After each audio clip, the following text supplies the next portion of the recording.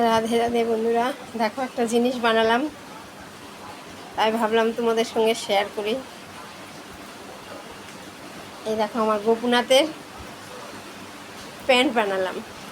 এর আগে বানিয়েছি, সেটা দেখিয়েছি তোমাদের। প্যান্টটা কিন্তু কষ্ট করে পরিয়ে না একদম ফিটিংস হয়েছিল, কিন্তু পরের দিন যখন খুলতে গেছি আর খুলতে পারছিলাম না, অনেক কষ্ট পাচ্ছিল আমার ভাই। কিন্তু ভাই ব্যথা পেও না, আমি এটা আর দ্বিতীয়বার তোমাকে পরাবো না, আমি বানিয়ে দেবো। তো এই কয়দিন সময় পাইনি। এই দেখো এই সাইজের, এটা মনে হচ্ছে আমার মাপ নেই, যদিও আমি মাপ ছাড়াই বানিয়েছি, মনে হচ্ছে ঠিকঠাক হবে। কিন্তু প্রথমে এটা বানালাম, দেখলাম এটা অনেক বড় হয়ে যাবে, কোনোটারই মাপ নেই। যে গরমের দিন পাতলা যে ব্লাউজ বানিয়েছি বেগুনি কালারের, কালকে দেখিয়েছি তোমাদের।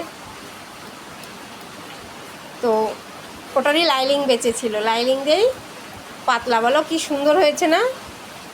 এই দেখো ফিতাতে ফুল বানিয়ে দিয়েছি ছোট ছোট।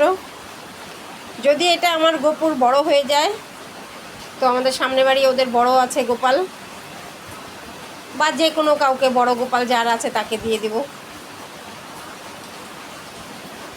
আর এটা যদি ঠিকঠাক হয় তাহলে এটার মতো আর অনেকগুলো বানাবো, তাই ভাবলাম তোমাদের সঙ্গে শেয়ার করি। বন্ধুরা কেমন হয়েছে? মাপ ছাড়া বানিয়েছি কিন্তু, হ্যাঁ, কোনো হিসাব মিলাইনি, নিজে কেটে ফেলে বানিয়ে দিয়েছি। এখন জানি না, এর আগেরটাও বানিয়েছিলাম মাপ টাপ ছাড়াই। ওটা ওর যে জামা বানিয়ে দিয়েছিলাম, জামার কাপড়ই বেঁচে গেছিলো, ওটার থেকে করেছিলাম। আমার ভাবলাম সেট হয়ে গেল একটা প্যান্ট জামা, তারপরে দেখলাম যে না, ওটা ছোট হয়ে গেল। তো এটা বানালাম। গরমের দিন পাতলা কাপড় ঠিক আছে বলো, এরকমই আরও কয়েকটা বানাবো। তো বন্ধুরা কেমন হয়েছে কমেন্ট করে কিন্তু জানাতে কেউ ভুলবে না। টাটা। আমি মেশিনে বসে আছি, দেখো কত কাজ, কত ব্লাউজ কাটিং করা। দেখো এই একটা কাস্টমার পাগল করে ফেললো আমাকে, কাজ ফোন করে করে, আজকেও ফোন করেছে। এই আর একটা কাটিং করা, আর একটা কাটিং করতে হবে, ওটা আবার কোথায় রাখলাম। ও এই যে আরও একটা কাটিং করা, এটা আবার নেটের।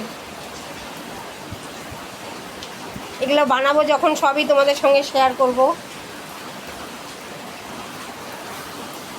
তো আজকে ভাবছি রাত্রেবেলা একটা দেখি কতটুকু করতে পারি। টাটা।